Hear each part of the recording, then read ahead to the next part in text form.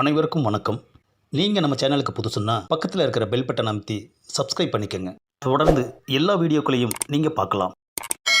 பார்வதி பார்வதி, அட ஏன் கத்துறீங்க?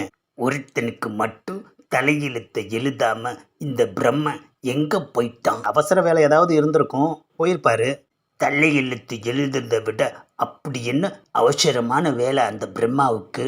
சரஸ்வதியையும் தான் காணோம். ஜோடியாக எங்கேயாவது வெளியே போயிருப்பாங்க. நாராயணா நாராயணா. வணக்கம் நாரதா. பிரம்மாவும் சரஸ்வதியும் எங்கே போயிருக்காங்க? என்னது, அவர் சொல்லக்கூடாதுன்னு சொன்னார்.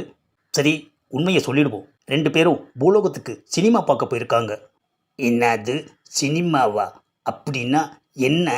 அதை பற்றி நீங்கள் முழுசாக தெரிஞ்சுக்கணும்னா ஏதாவது ஒரு ஸ்டுடியோவுக்கு தான் போகணும். ஸ்டுடியோலாம் அப்புறம் பார்க்கலாம். இப்போ பிரம்மாவை பிடிக்கணும். உடனடியாக ஒருத்தனுக்கு தலையெழுத்தை எழுதி கீழோகத்துக்கு அனுப்பணும். டோன்ட் வரி, என்கிட்ட செல்ஃபோன் இருக்குது. அதில் பிரம்மா கூட நீங்கள் பேசலாம். ஹலோ, பிரம்மாவா? ஆஹா, என்னது ஃபோன் பண்ணி அடிக்குது?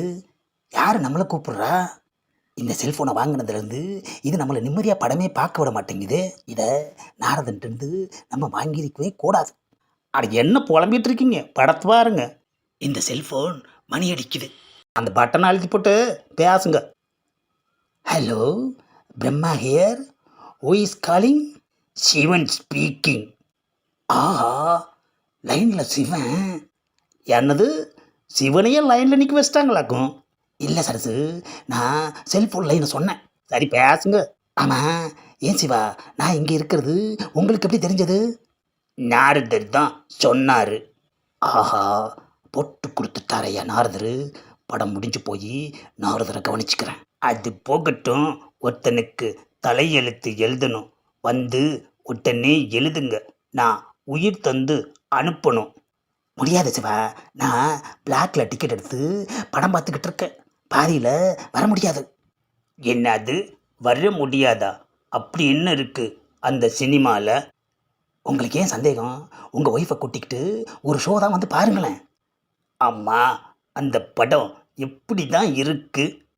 அட்டகாசம் தலைவா. இதில் வர்ற ஹீரோயின் என்ன அழகு தெரியுமா? நானே அப்படியே வியந்து போயிட்டேன். சுவாமி, நீங்கள் ஏன் அடிக்கடி அந்த ஹீரோனை பற்றியே பேசிக்கிட்டு இருக்கிறீங்க? எனக்கு பயமாக இருக்குது சாமி. இனிமேல் உங்களை சினிமாவுக்கு நான் கூட்டிக்கிட்டு வர மாட்டேன். ஏன் சரசு, பேசுனா அதுக்குள்ளே உனக்கு சந்தேகமா? நாராயணா நாராயணா. வந்துட்டான் நாரதன். ஏன் நாரதா, உன்ற பேச்சு கேட்டு சினிமாவுக்கு வந்தது எவ்வளோ பெரிய தப்பாக போச்சு. என்ற கணவர் அந்த ஹீரோயினையே நினச்சிட்டு ஜொல்லு விட்றாராக்கும். கவலைப்படாதீங்க, அது வெறும் ஃபிலிம் தான் தேவி. அட போதும், இனிமேல் நீங்கள் ஃபிலிமு காட்டவே வேண்டாம். நான் இப்போவே மேலவும் போகிறேன்.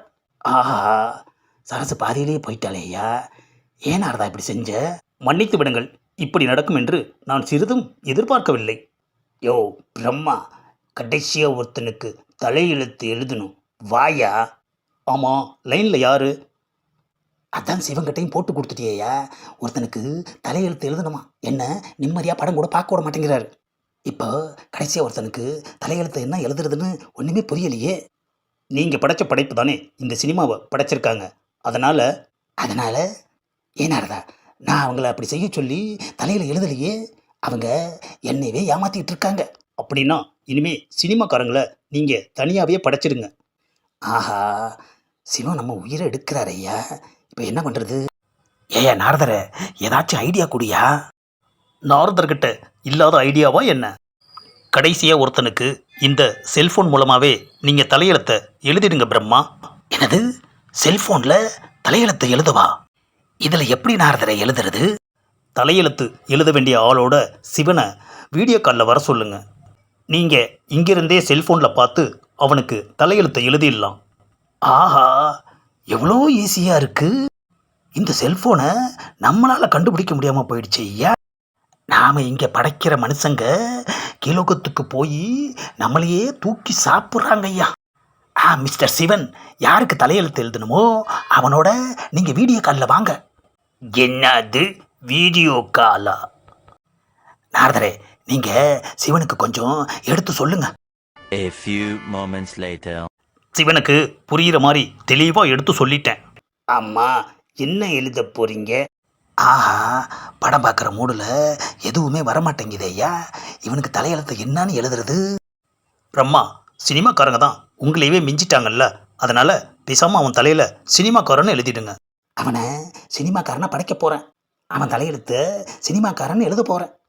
புது ஐடியாவா இருக்குது பிரம்மா, இருந்தாலும் பரவாயில்ல, சினிமாக்காரன்னு எழுதிடு. அடாடா, ஒரு வழியா அந்த கடைசி ஒருத்தனுக்கு தலையெழுத்து சினிமாக்காரன்னு எழுதியாச்சு. என்னது, சினிமாவில் சண்டை ஓடிக்கிட்டு இருக்கு. என்ன நடதா, அந்த ஹீரோவை யாராலையும் அடிக்க முடியல, ஆனால் அவர் மட்டும் பறந்து பறந்து எல்லாரையும் அடிச்சிட்டு இருக்காரு. ஹீரோ எது செஞ்சாலும் மக்கள் ஏற்றுக்குவாங்க. என்னையா இது? ஆ, மக்கள் கேள்வி கேட்க மாட்டாங்களா?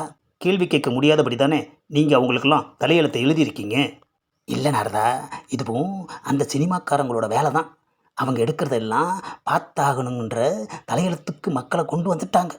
இனியும் அது கூடாது. அவங்க தலையெழுத்தெல்லாம் மாற்றி எழுதுறேன்.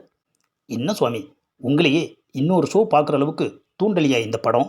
உங்கள் தலையெழுத்துவே மாற்றிட்ட அவங்களுக்கு மக்களை மாற்றுறதா கஷ்டம். ஆஹா, அப்படின்னா அந்த கடைசி சினிமாக்காரனை உடனே தடுத்து நிறுத்தி அவன் தலையெழுத்தை மாற்றி எழுதணும். ஏன் சுவாமி? நமக்கே அல்வா கொடுக்குற அவங்கள சும்மா விடக்கூடாது. வாங்க தேடுவோம். எல்லா இடத்துலையும் தேடிட்டோம். அந்த கடைசி தலையெழுத்து எழுதணுன்னு கண்டுபிடிக்க முடியலையே. அதோ அங்கே வந்துக்கிட்டு இருக்கான் பாருங்க. ஆஹா, கண்டுபிடிச்சிட்டேன். ஆமாம், யார் நீங்கள்? நான் தான் உன்னை படைச்ச பிரம்மா. உன் தலையெழுத்தை உடனே மாற்றி எழுதணும். என்னது, தலையெழுத்தை மாற்றி எழுதணும்னு சொன்னால் அவன் விதவிதமாக என்னை பார்க்குறான். ஏப்பா நாரதரு, என்ன நடக்குது? அவர் டைரக்டர் ஆங்கிளில் உங்களை விதவிதமாக பார்க்குறாரு.